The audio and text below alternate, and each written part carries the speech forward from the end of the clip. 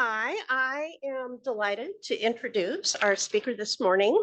It's a little challenge getting into the Helen Diller Center to be here in person, but I am worth it.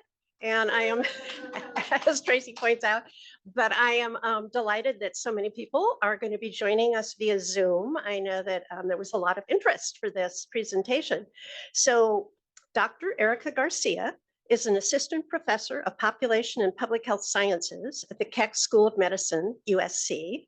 Her research examines the role of ambient environmental exposures in the development of human disease with the goal of providing evidence for potential public health policies and interventions to reduce morbidity and mortality. She focuses on the effects of early life air pollution exposure on respiratory health outcomes, as well as the impacts of climate change related environmental exposures on morbidity and mortality. She leads the NIH funded Electric Vehicle Adoption in California, EVAC study, which examines inequities in electric vehicle adoption and in the observed local air quality and respiratory health co-benefits of electric vehicle adoption using a mixed method design that melds community engaged research with traditional epidemiologic data analysis. Dr. Garcia received a PhD and MPH in environmental health sciences from UC Berkeley, and I am delighted to say worked with us in the environmental investigations group prior to our coming to UCSF. I'm delighted to welcome Erika here, and I want to also acknowledge and thank OECTI and the UC Climate Center for co-sponsoring this seminar. And Erika, good to have you here. Have it. Thank you, Peggy, for the introduction. So good morning, everyone in person and everyone who's online.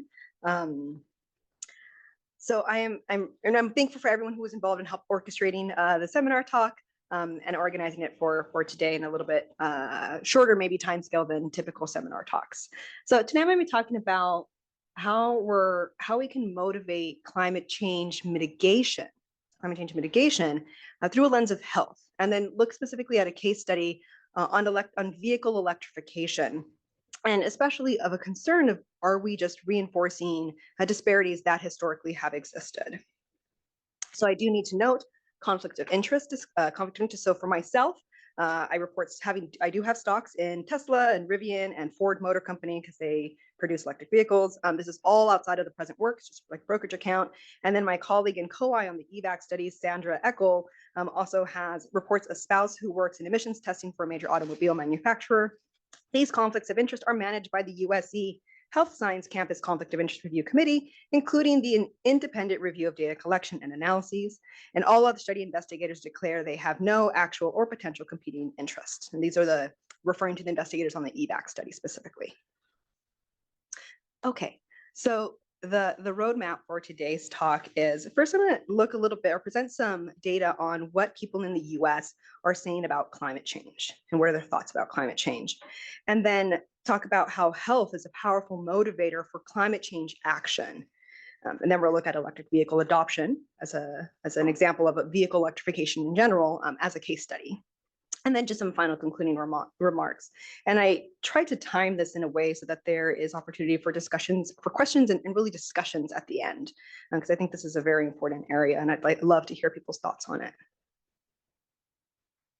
Okay, so I'm going to be presenting a series of data from the Pew Research Center that examined folks' thoughts around global climate change. So here's one looking across different countries on whether global climate change is a major threat to their country. So to orient you to all the plots, the questions that they ask will always be at the top, so you can see them, and the respondents will kind of be usually in visualized form. So here you can see it for a variety of different countries, and you can see the United States. Actually, let me change this as a laser. Here we go. The United States, here about half of people think that climate change is a major threat to the country. And you can see actually it's dipped down a little bit in recent years. So there's a question asking about whether they personally care, either a great deal, some, or none much at all, about the issue of climate change. And showing that same trend that was a little bit higher a couple of years ago and some change with the decline among those. I think it's a great deal in more recent years. So about a little bit more than a third saying a great deal, about a third, some, and then a little bit less than a third saying not much or not at all. How much they personally care about it. And there's a lot going on in the world, a lot going on that people in the United States are probably thinking about. So here's a chart where they looked at a bunch of different items and saying whether it's a very big problem, moderate problem, et cetera, in the country today. And so climate change ranks down here in about 39%, saying that it's a major problem for the United States or in the country. And you can see other concerns, again, just to contextualize it. For example, if inflation was 65% of individuals thought it was a very big problem. So climate change is there. It's not ranking very high in comparison to some of these other ones, and maybe some changes in how people are thinking about it in the last few years. There's a question around whether US adults, the percentage of US adults who say that climate change is causing harm to people. So either a great deal, quite a bit, some, or little, not at all. And this is in the US today. So about 43% saying a great deal or quite a bit. And there's a second question around whether it will get, a lot or a little worse, about the same, or a lot or a little better. So most people think it's going to get worse. And maybe some, about a third, saying it's going to be about the same, and very few people think it's going to get better. And there's a question around how thinking about news and information around climate change made them feel. And so some of the top things were, sad about what's happening to the earth, frustrated that there's so much political disagreements. These are the top ones, anxious about the future. And this one here that I'm interested in is, motivated to address climate change. So about half of people saying that they feel that they're hearing about news, hearing about information, that makes them motivated. And, 50% really isn't enough if you want people to do stuff. And I will say this is individual level. And that's different than thinking about policymakers, right? And pressuring policymakers as a citizen or just policymakers in their own perspectives about this. But I think this could be higher. So one of the key things that we need to do for climate change is reduce our dependency on fossil fuels. And so there's a question about phasing out fossil fuels, so oil, coal, natural gas completely, and relying on renewables, as opposed to having mixed energy that is using some fossil fuels as well as some renewables. And you can see only about a little bit less than a third of US adults think that the US should completely phase out the fossil fuels and really depend on renewables, and the vast majority, or the majority, say it should be a mix. And you can see there is a difference by age, not surprising, where those that are younger are leaning more towards that completely phasing out fossil fuels, and older less so, and more on a mix approach.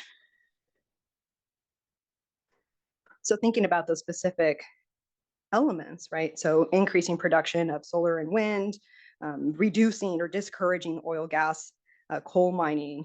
So this is a question around whether the federal government should do either encourage or discourage each of the following activity. And there's neither category as well. And this is just the same question was asked in a survey both in 2022 and 2023. So it's nice to compare the trends of what's happening.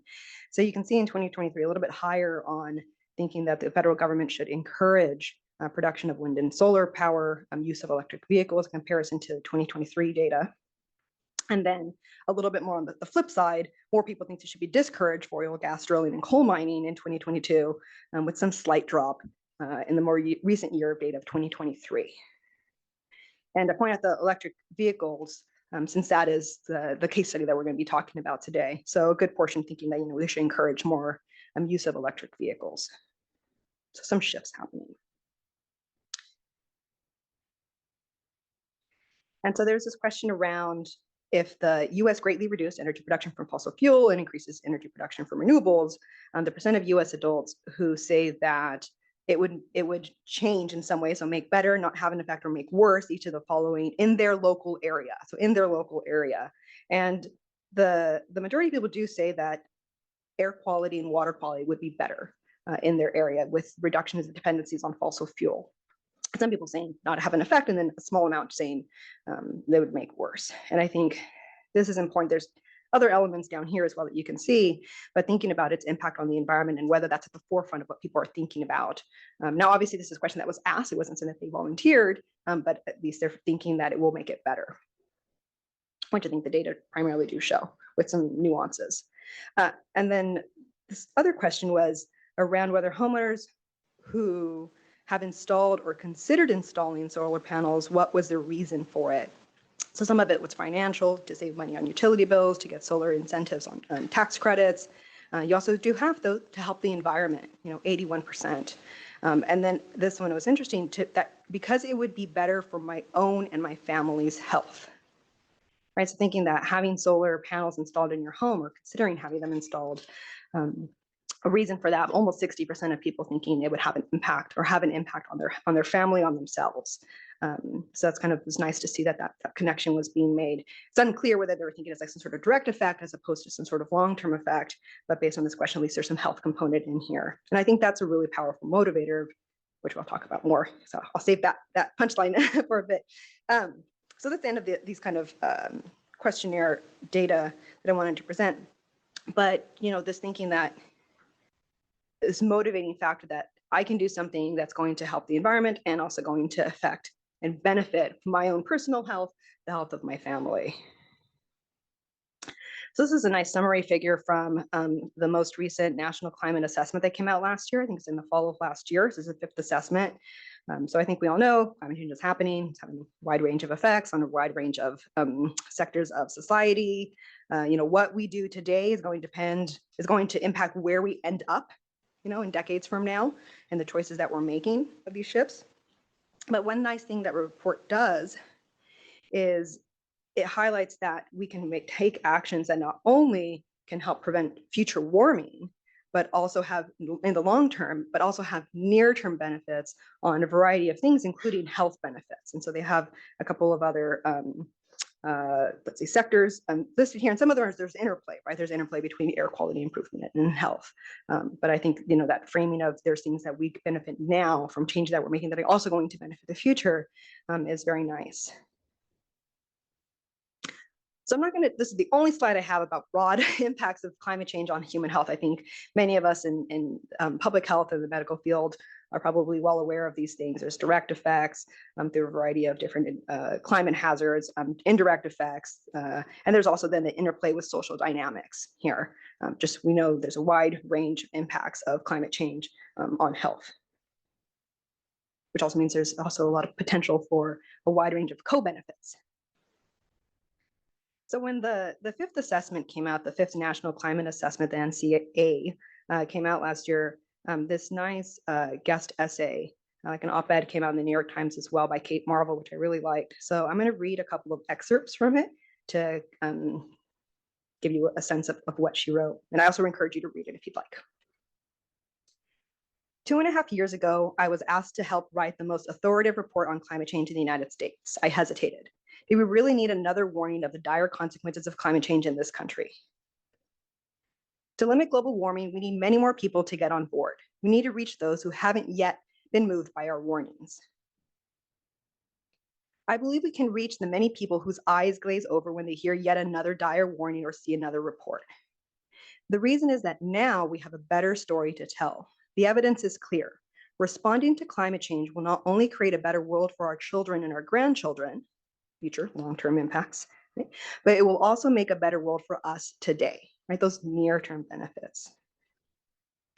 Eliminating the sources of greenhouse gas emissions will make our air and water cleaner, our economy stronger, and our quality of life better. It could save hundreds of thousands or even millions of lives across the country through air quality and benefits alone.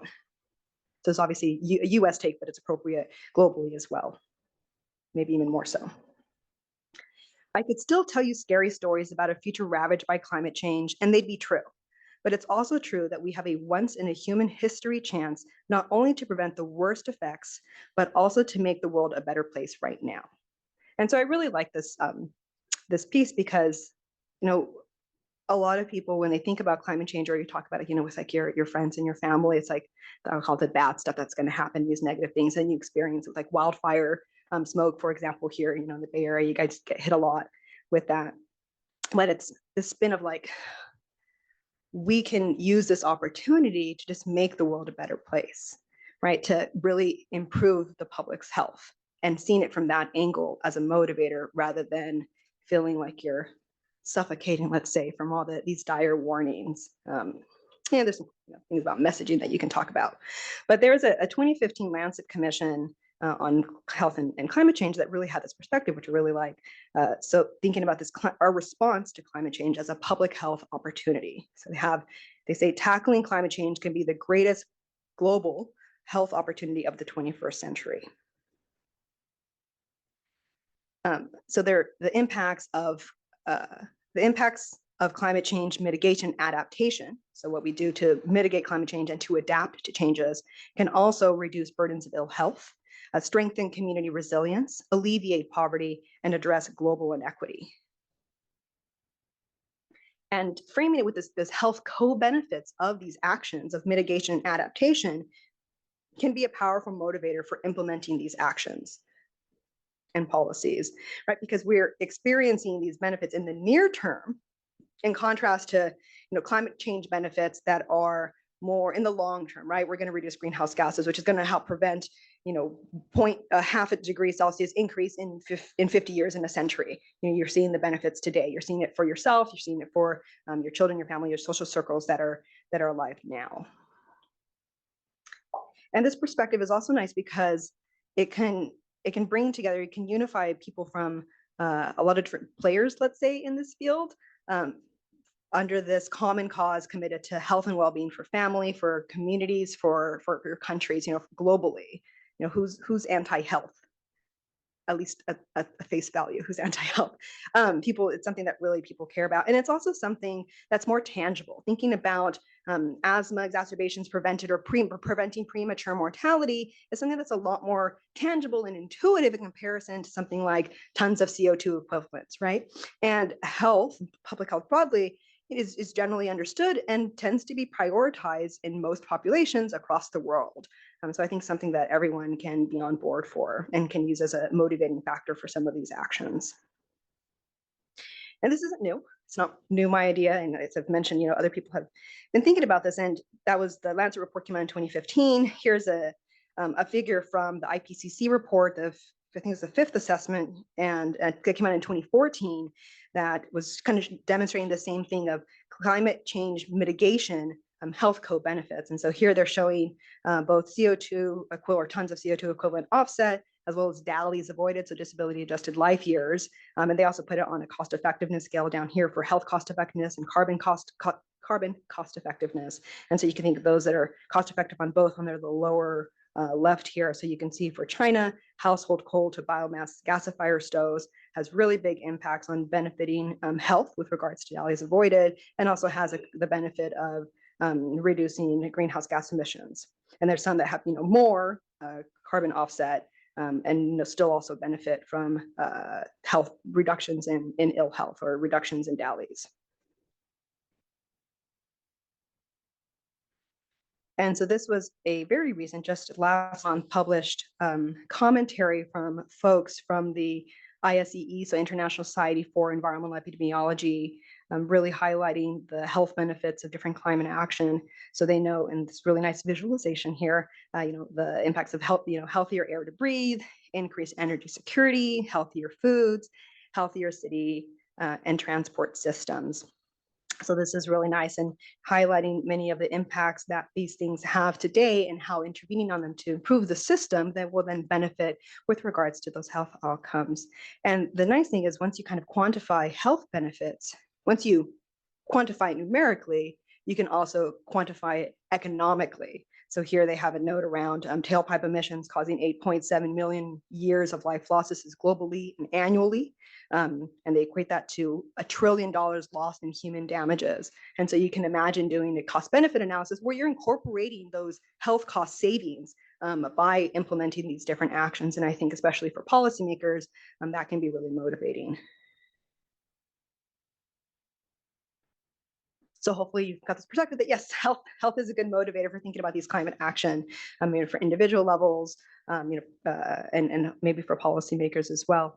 And so the Lancet Commission continues to put out these reports. They have these countdown reports, which are really nice. And so the last one came out just last year, 2023, and they really emphasize that we need to make profound and immediate systemic changes like now to avoid really the worst impacts of climate change. The clock is ticking. We got to do something, guys.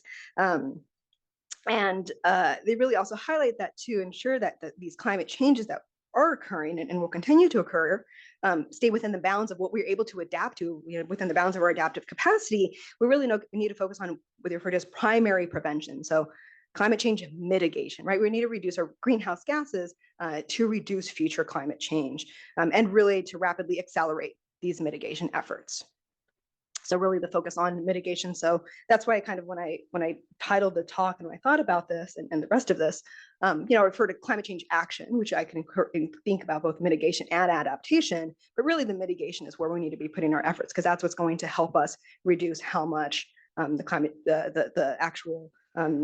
the future climate change, rather than adapting to something that's going to happen. Like, it's going to happen. So we need to have adaptation too, but we can't lose sight of mitigation as well. Okay, so now we're going to do our dive into thinking about electrification of vehicles. That's our case study. So I'm zooming in here, and just to kind of start with orienting you to this area, I'm going to read what they have here. So they say transportation, this is global numbers that they refer to. So transportation accounts for about 25% of all man-made CO2 emissions and deadly air pollution. And I had noticed before, tailpipe emissions cause 7.8 million years of life loss and about $1 trillion in health damages. So globally, what about the United States? Transportation is an important source of greenhouse gas emissions. You can see here from a couple of years ago, about 28%. You can see the trends over time on the left graph. So it's an important source of greenhouse gas emissions. And so it's then an important climate change mitigation strategy is electrifying the transportation sector, right, and reducing that the fossil fuel combustion with internal combustion engines. And so you have the long-term benefit of reducing greenhouse gas emissions, reducing future climate change, and you have the near-term benefit of a variety of different co-benefits for public health, and this is through reductions of tailpipe emissions. So we know tailpipe-related combustion is a major source for air pollution. So this includes things like fine particulate matter, PM2.5, and nitrogen dioxide, NO2, among others. And traffic-related air pollutants, exposure to traffic-related air pollution is associated with really a wide range of adverse health outcomes, including, but not limited to, respiratory diseases, cardiovascular disease, premature mortality. So it really has a wide range of pollution, a wide range of health effects. And I think many folks probably online and in the room today have had some experience looking at health effects of air pollution.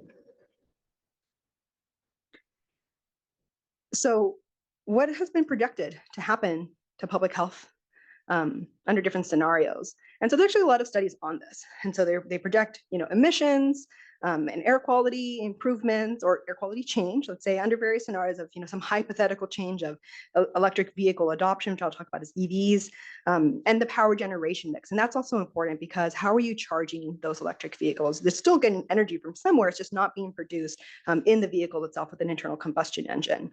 So that's going to be an important factor for its overall impact on air quality and subsequently human health. And so they've examined this through health effects on a wide variety of pollutants, NO2, PM2.5, PM10, ozone, sulfur dioxide, elemental carbon, and even some studies looking at noise exposure. And broadly, they've reported benefits for premature death, asthma incidents, exacerbations, respiratory and cardiovascular hospitalizations, prevented lost school days, especially when you think about asthma, and then annoyance and sleep disturbance. So, also, there's, it's looking like it might be pretty good, right? Here's some example reports. So one just came out last year, I think it was last summer, from the American Lung Association, called Driving to Clean Air. And so their assumptions was that there would be 100% zero emission passenger vehicle sales and non-combustion, so not fossil fuel, clean electricity by 2035. And with that assumption, then they estimated the national US cumulative health benefits by 2050. And so they estimated almost $1 trillion in public health co-benefits, almost 90,000 fewer premature deaths, 2.2 million fewer asthma attacks, and just under 11 million fewer lost work days. Here's another nice paper that had a little variability on some of those assumptions. And so I'm going to orient you on the left here first. They have different scenarios. The scenarios, they have a basin. So everything's based off the 2014 energy generation mix. So that's their base scenario. And so they look at two sets. The first set is the E25s, and that's that 25% of the vehicles are electric vehicles, and the other set is 75. So 75% of the electric vehicles, 75% of the vehicles are electric vehicles. And then they have within each one, they have three different versions. The zero, so the first one that's listed at the top, is that the electricity generation mix is like the 2014 one, but with no emissions-free sources. So all the renewables are out of there. They just take the mix of the fossil fuel-based mix. The next one was what the 2014 mix really was, which is going to be combined with fossil fuel and emission-free sources. And then the last one was taking that exact 2014 mix, but now doubling the fraction or doubling the proportion of an emission-free sources. So we have two different levels of EV adoption, and then with the electricity generation mixes, right, with getting cleaner with these subsequent ones. And so they looked at changes for ozone and PM 2.5, these two columns. And so this is the first three are that 25, and the next three are that 75 adoption, and within each one gets cleaner and cleaner energy generation mix. And you can see these patterns that generally with more EV adoption, you're going to have greater reductions in pollutants. You can see the red is actually increases. PM 2.5 is a little complicated, and I'll touch on that in a second. But you can see generally it's increasing, and then they used a model to see what the health impacts would be. And similarly, here's the top and the bottom, you generally have more health benefits when you have more EV adoption, and you also have within each of those more when you have cleaner electricity. So this bottom row in comparison to the top row that had none.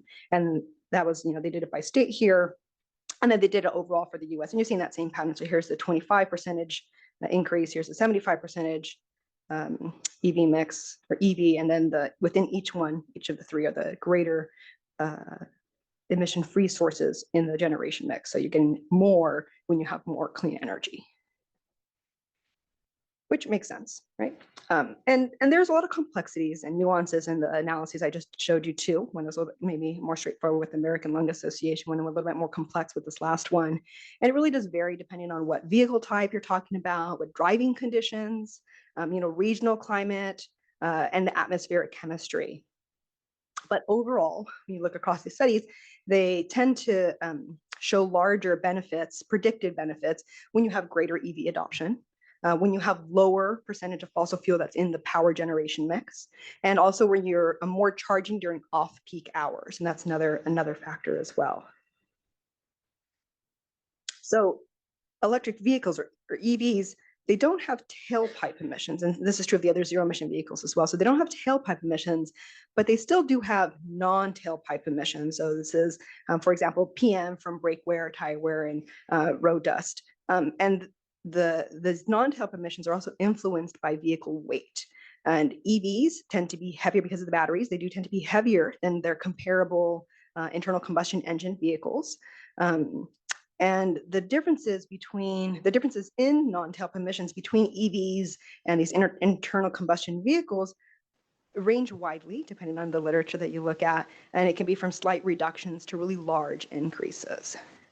And there's also a lot of nuances there too, because things like regenerative braking, for example, can help actually reduce PM associated with the operation of zero emission vehicles. So depending on how people are driving, the technology that exists, these can really change. And so the complicating factor, and I think I have this, yes, the complicating factor here is that all of these projections were built on assumptions, right? They had to assume, well, what does the vehicle mix look like? What its relationship with air quality? What's going to happen? Would someone have thought about, a Ford Lightning being built like 10 years ago? If that came out, was it last year?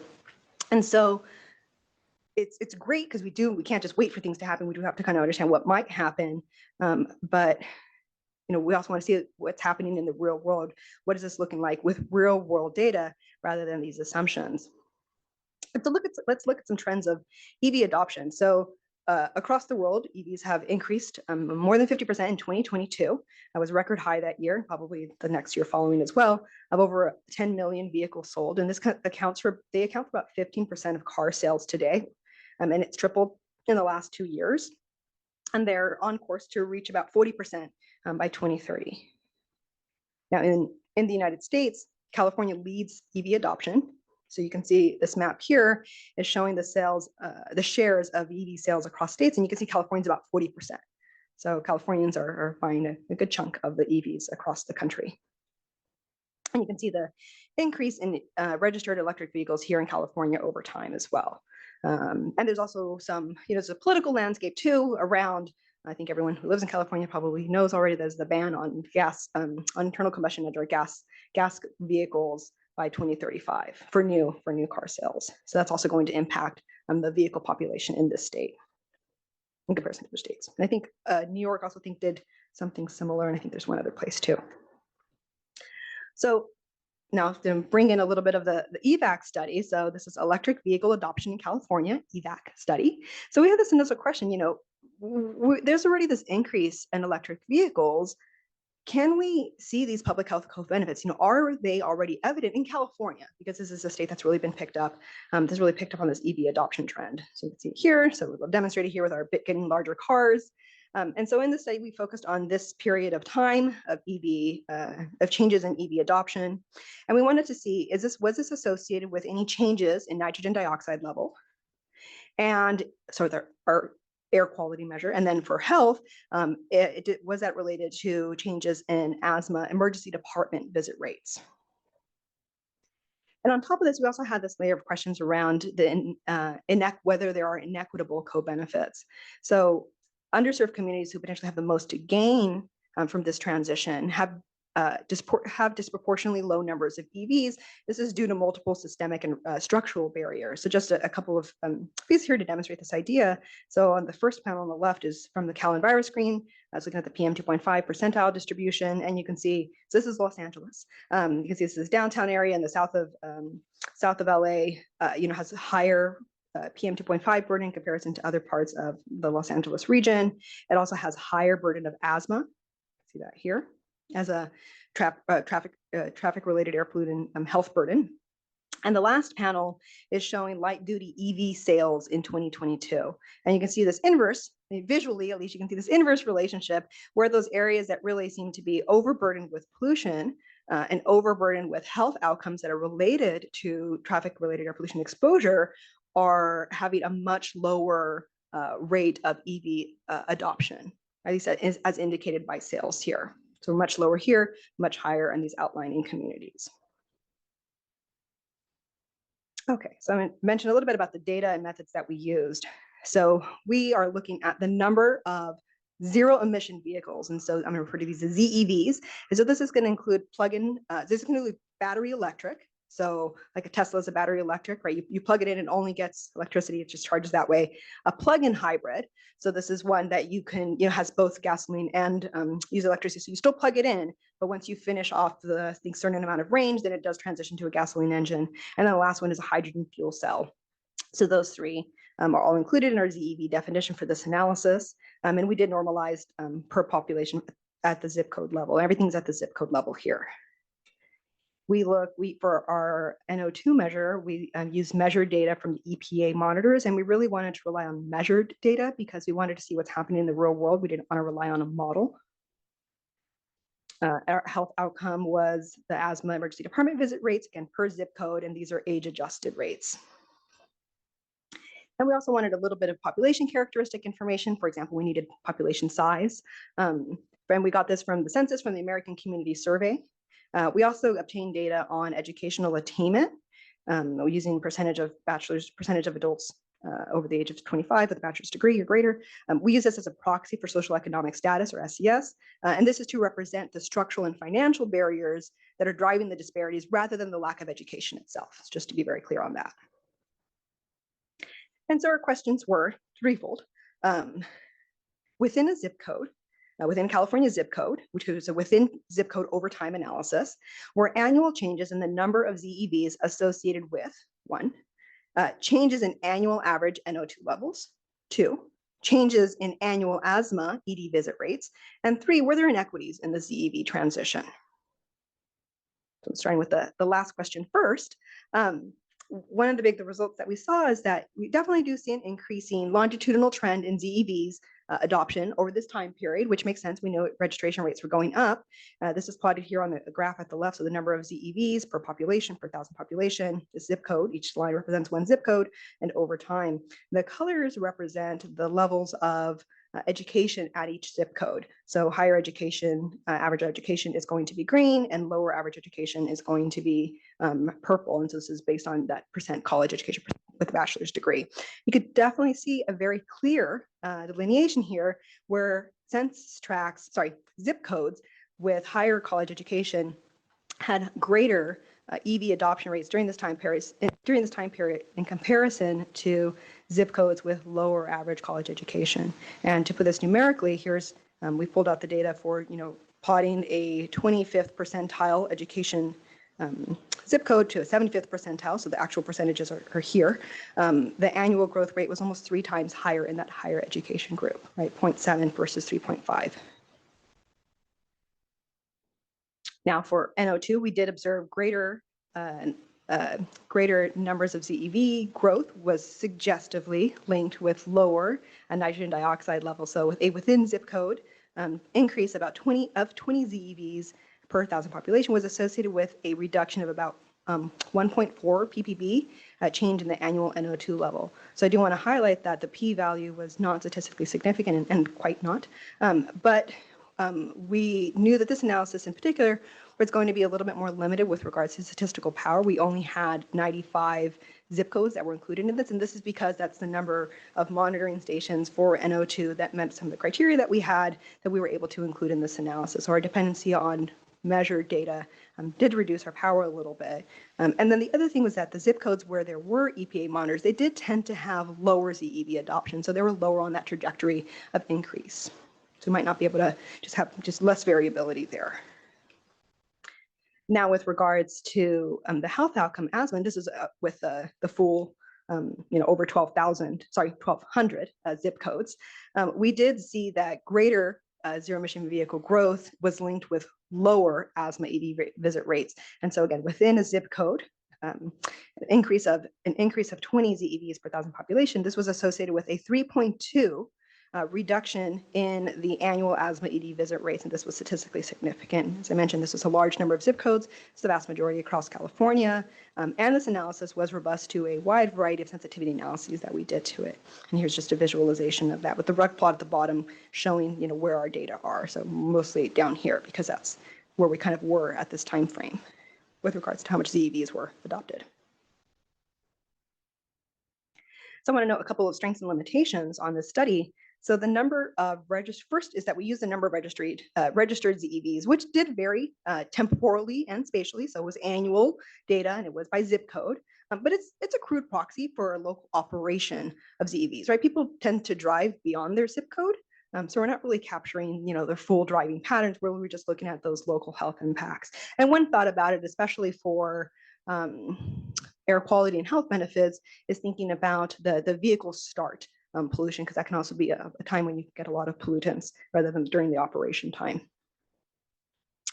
So our ZEV definition did cover a range of vehicles, which I noted, and this could be a little problematic because plug-in vehicles or plug-in hybrids still do use fossil fuels, so they're not really truly zero emissions vehicles, especially on a longer drive. That's something we're taking account of in our next set of analyses.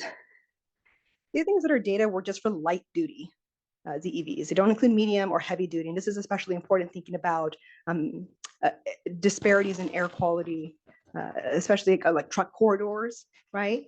But the technology isn't adopted as much for medium and heavy duty vehicles with regards to vehicle electrification in comparison to light duty. So we don't really have that upswing trend yet to evaluate real world data.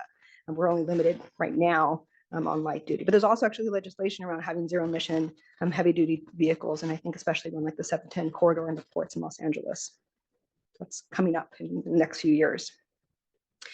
The other ones that we focus on local impacts of ZEV operation, which we talked a little bit about the zip code kind of component, but also we're not considering the whole life cycle of ZEVs, right? From the battery production and recycling to the electricity generation. It's kind of just based on what California's mix is. So it's kind of a little bit of a focus study. We didn't have those other pieces. And the other piece, and this is really important, is that electrification of the transportation sector is really just one part of the solution. We also need just mode shifts to healthy active transport, like walking, biking, and taking public transit, right? The goal isn't to switch everyone out to an EV. The goal is to make it so you don't need cars. That'd be nice. As someone who lives in LA, spends a lot of time in my car. So some key takeaways from this study are, one is that we provided real world evidence that support we had seen a lot of studies on projected co-benefits, but now we provided real world evidence for co-benefits that are happening now of this EV transition. It's kind of this nice like natural experiment. I put it in quotes because it's not exactly natural, but of this early phase transition of zero emission vehicles here in California. And we really did see this robust evidence that within zip codes, increases in EVs was associated with lower rates of asthma emergency department visits. The NO2 results were not statistically significant. We want to be clear about that, but they were in the hypothesized direction. And we'll say that our study team was a little surprised because we, given the pretty low rates of ZEV adoptions, especially during this time period, it's grown a lot more since then, we weren't sure if we were going to see something. And so the fact that we did was very nice and remarkable, which is why we put it through a bunch of sensitivity analyses as best as we could. But the other important part is this observed adoption gap, which threatens the equitable distribution of these co-benefits, because these underserved communities, they're disproportionately burdened with these higher amounts of traffic-related air pollution, and then the subsequent adverse health outcomes associated with those exposures, like asthma emergency department visits. And so if they're being left behind in this transition, it's going to be really concerning that we're continuing to perpetuate these same disparities that we've seen time and time again. So just a few more slides here around diving a little bit more on EV adoption disparities. And so EV adopters tend to have higher education, they tend to have higher income, and this fits with what we know about this diffusion of innovation theory. So early adopters of new technologies do tend to have higher SES, or higher social economic status. And so you would see that with education and with income. And interestingly, there's data showing that even in disadvantaged communities, or DACs, this is in California, and this is the definition of disadvantaged communities, that's the top 25 percentile of the Cal Screen score, so the most burden. EV owners, so within these disadvantaged communities, EV owners have higher income and in education, and more likely to be homeowners in comparison with the average DAC resident, and even with California just in general. So here's this nice data from this really nice paper that looked at survey data, so looked at people that purchased new plug-in electric vehicles, and then also used. They looked at whether they were in a non-DAC or DAC community, so disadvantaged or not disadvantaged, again with that 25th percentile cutoff that I mentioned, and a couple of different variables, so home ownership, income, and education. And you can see, so here's the DAC community. Be mindful of the end, so some of these are kind of small, especially on this side here. And California is provided as a reference at the last column. So, the people who are in DAC in comparison to non-DAC do tend to be a little bit lower with regards to like home ownership and higher income and higher education in comparison to those in the non-DAC. But when you compare them to California, so here look at home ownership, 54% on average in California among people who purchased new plug-in electric vehicles that reside in a DAC, 82%. Not too much lower than those folks that live in a non-DAC community. And similarly with income, much higher, especially on these higher categories here in comparison to California, and then similarly for education, higher education in comparison to Californians in general. And this is true among those who purchased used plug-in electric vehicles as well, that they were higher on average than other Californians. So the people who reside in DACs and are purchasing electric vehicles look a little bit different than your average DAC resident. So some common barriers for EV adoption includes one, selection of EVs and battery range. And some major concerns, especially among DAC residents, this is based on additional data, is the expense, limited knowledge regarding electric vehicles, including about incentives, and access to public or private charging infrastructure, including either workplaces or if they reside in a multi-unit dwelling or multi-unit housing.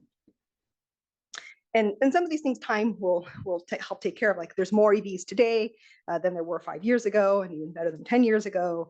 Battery range is also improving. So here's this nice graph looking at the model year and showing the median and maximum range of electric vehicles that are offered for sale in the US. And you can see that's increasing over time with about 250 in these last couple of years. So that can usually last a person pretty well. They can definitely get to work and back and make day trips around the community. It gets a little more challenging when you're trying to do like a cross-state commute or a cross-state trip, especially in the West Coast where states are quite large. And the average electric vehicle battery cost is also going down in time, so that's helping. And there are incentive programs like the Clean Vehicle Rebate Program. And this is some data looking at this program through 2018. And so on the top left panel here, this is the total number of rebates. The darker color indicates more rebate funds that were used in that area. And they have a comparison around with median income. So you can see visually some correlation that the areas that had more rebates also have, again, visually, what I refer to as proc eyeball if you're a SAS user, higher median income. And then they also compared it with the Calvin virus screen score. And you can see this is not overlapping as well, right? The areas that have higher social environmental burden, as measured by the Calvin virus screen score, are not those same areas where the rebates are going. And so they broke it down a little bit nicely here by year and by income category. And so looking again at total rebates, the rebate amount was different in each year. So you have just some different trends just overall in this. But if you compare the distribution within those, you can see that low income group is pretty small throughout, and that moderate low, some increases here, and then maybe the more recent years of these data, a little bit more of an increase than high income and the moderate highs, the biggest group here. And there was a income cap that was added to the rebates in, I believe it's 2016. So there were some changes of who can apply or who is eligible for these. And that's the other thing, is that a lot of times the landscape keeps changing on the rebates and different incentive program. That can be hard for people to track and to understand. Okay, so I had mentioned that one of the problems, or one of the limitations of our study, was that we really were looking at it within ZIPO. It doesn't take into account where you're driving. So this nice study that just came out last year, at the end of last year, looked exactly at that. So they took into account where zero emission vehicles were registered. And then also, I think it's using like an agent-based modeling, looking at driving patterns among people from those areas to then project out where are those zero emission vehicles going. And so in the first panel, and they did it for 2020 data, and then they projected out to 2035, again, because the ban of gas powered vehicles in the state of California during that time. And they focused in on Los Angeles, as you can tell for the map. And so those areas with darker green color are either arterial roads or freeways that have higher proportions of ZEV traffic flow. And if you can't see the scale, it goes up to about 4%. So it's not, not huge, but just to kind of show you the distribution of where these vehicles are traveling. And then with this, they estimated the reductions in NOx, or oxides of nitrogen, and then also PM 2.5. And you can see here these reductions in 2020, and then the reductions project out to 2035. And so one of the things that this brings to mind is that even if there aren't great EV adoption gains in a particular community, if there's a lot of other vehicles traveling through that community, they could still benefit from air pollution reductions, because you're replacing what would have been an internal combustion vehicle with a zero emission vehicles. And so they did see benefits to communities, even if they had a low proportion of the EV adoption in their actual community. This did vary. So you can see here, if you're familiar with Los Angeles at all, this is the 405 freeway that's kind of running diagonally up the coast, very, very green. In contrast, third one over, this is the 710, the ports are down here. And so the 710 has a lot of truck traffic. And so communities that are along the 710, you're going to benefit some from zero emission light duty vehicles, but really they're still going to get those sources from medium and heavy duty vehicles, especially those rigs that are coming from the ports. And so, you will continue to have disparities unless those technology changes also occur. They didn't incorporate those changes at all here. Again, that's the challenge with making assumptions and projecting into the future, but we have to do something to understand the landscape. But nice to see that even if an area doesn't have big increases, they might still be benefiting from just the region increasing with time. Okay, so I'm going to talk really briefly about what's next with the EVAC study. So as I said, we had this preliminary data, and that was the data that I presented, and we saw this adoption gap. And so we're aiming to identify factors that are related to EV adoption in California communities using focus groups in underserved communities. This is the mixed method approach, and also doing quantitative analyses looking at neighborhood and contextual factors. So addressing this part here. We're also continuing to look at the local effects on measured air pollution. We're expanding to include PM 2.5, so it's a little bit more complicated, and also assessing whether there are differences in different kinds of effect modification by neighborhood or contextual factors. And we're continuing to look at respiratory health outcomes. We had previously used this aggregate data, but now we're requesting individual data from the state. We're going to continue to look at asthma and parse it out between pediatric and adult asthma. And they're also expanding to include COPD, or chronic obstructive pulmonary disease. And again, to see if we see different effects or different co-benefits, let's say, depending on the neighborhood or contextual factor. And I'm very excited about the study. We just launched it last year. Because we're looking at these real world trends and equities in EV adoption and these observed local air quality and respiratory health benefits. What's really exciting is we're using this community academic partnership approach with a mixed methods research design. So I mentioned we have these focus groups that we're doing with the community. Those are qualitative data that's going to help feed into our quantitative data analyses. So we have some a priori ideas of what we want to look at, but we're going to update that based on the conversations that we have with community members. And on top of that, we also have an advisory council made up of community stakeholders and these community dialogues that will be ongoing throughout the entire process, the entire 5 years of the study, to help contextualize what we're finding and also help us disseminate some of the knowledge too. And sometimes, you see something, you have an idea of what it is. It's nice to kind of talk to other people, especially community members who are living this experience, and get their thoughts on it too. And especially we want to make sure that we are presenting information back to the community and not just having it go in one direction. So our community partner on the project is the SELA Collaborative, or the Southeast Los Angeles Collaborative. Dr. Wilma Franco is the executive director, and Alberto Campos is the deputy director of SELA. And so this is a network of organizations, and they're focused here in the Southeast LA area. And the 710, to give you some context, the 710 runs, everyone in LA always refers to a freeway to tell you where something's at. So this is the 710 runs here, runs down here. And, the SELA is important too, because it's representing these groups that are these communities that we know are overburdened with traffic-related air pollution.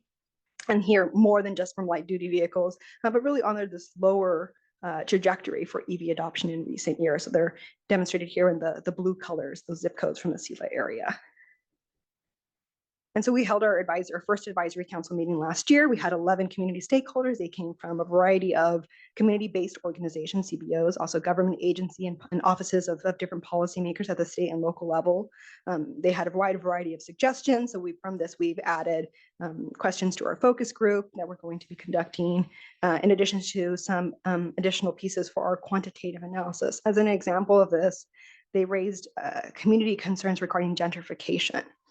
And this idea that, well, if we don't see electric vehicles being driven in our community, but then there's this EV infrastructure being put in, who is that for if it's not for us? Is it for someone else to come into this area? And then similarly, well, if this area is being gentrified, and the people who are getting EVs are not us, it's someone else, and not people who have been in the community for longer, but it's someone else, and they're benefiting from the changes in air quality. Is it really the same community when you examine trends over time, right? So it's really complicated, and it's very like bi-directional, chicken egg kind of situation. And gentrification doesn't happen overnight, and an EV infrastructure doesn't get it put in overnight. It's long processes. And so diving into this, we started to go into, and we find it's quite complicated, and trying to kind of parse some of this out to be responsive to the community concerns. And this is also a nice reminder that communities are not a monolith, because in this conversation, we had some folks that were saying, expressing this concern of you're putting in, we see EV chargers getting put in, but we don't have them here. We don't feel like it's for us.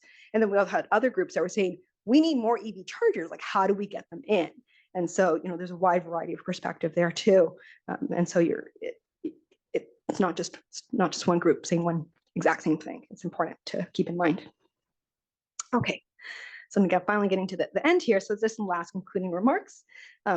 Hopefully after this, if you hadn't thought about it before, you now think that health really is a powerful motivator for climate change action, with a special emphasis on climate change mitigation, because that primary prevention, we need to do something now to reduce greenhouse gas emissions. And we also need to examine the potential inequities in the distribution of these co-benefits related to climate change mitigation. And there's really this big importance on scientific evidence to inform policies for a just and equitable transition. For example, to a just and equitable transition to electrified transportation sector. Right, and this is both to mitigate climate change itself, and to also realize these public health co-benefits for all. Right. And also the importance of contextualizing results and having communities involved in the research. And there's also a need for transformative strategies.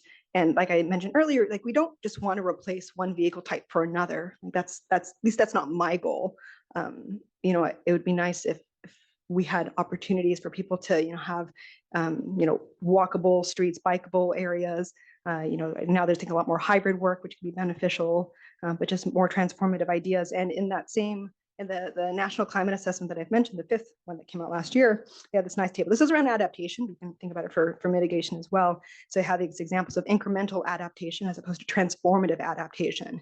So example, using air conditioning during heat wave, as opposed to redesigning cities and buildings to address heat.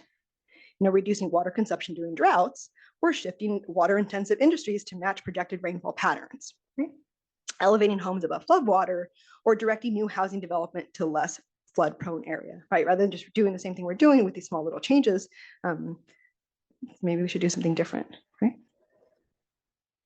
Okay, so I just want to acknowledge the folks on my study team. It's a great team. I'm happy to have everyone on board, including our community partners, Wilma and Alberto. Also Futu, I would like to recognize she does a lot of work. She's a postdoc on it, which means she's the person who does a lot of the stuff that we do. And then also want to just acknowledge all my other climate and health collaborators in this space, where a lot of these ideas we talk about in these discussion points. I want to recognize them. And then also the funding for the EVAC relief from IEHS. And I leave you with the last little New Yorker cartoon. Can you lay off the climate change for 1 minute and simply enjoy the fall colors with the trees burning there? So thank you very much. So again, thank you, Dr. Garcia, for your time. Thank you to our audience here in person at UCSF, at Helen Diller, and to all of you online for joining us and sticking around way after. This was a lively conversation. So thanks, everyone.